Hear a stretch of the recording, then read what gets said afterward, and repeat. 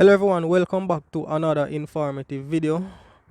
In this video I'm basically showing you sweet potato sproutings, and if you can recall, I had shown you sproutings that I did from an actual sweet potato, and it sprouted many sprouts, right?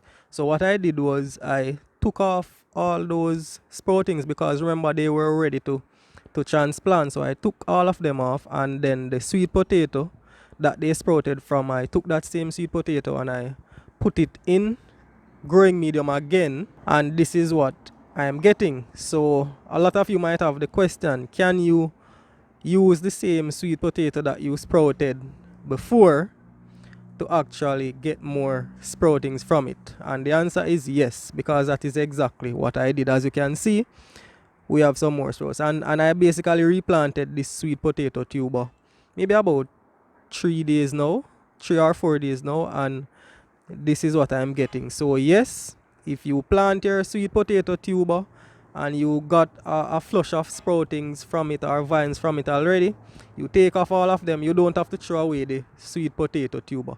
You can plant it again, right, and you will get more sproutings, right? That is why initially I told you that if you want, you could just leave the sweet potato tuber in whatever container you have, and just constantly or consistently just allow it to sprout and take off your vines from it.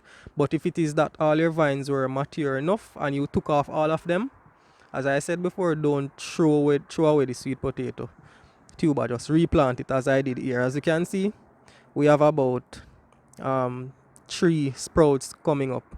So I hope this short video was very informative to you, and please remember to like, subscribe to my channel, and I'll see you again in another video. Thank you.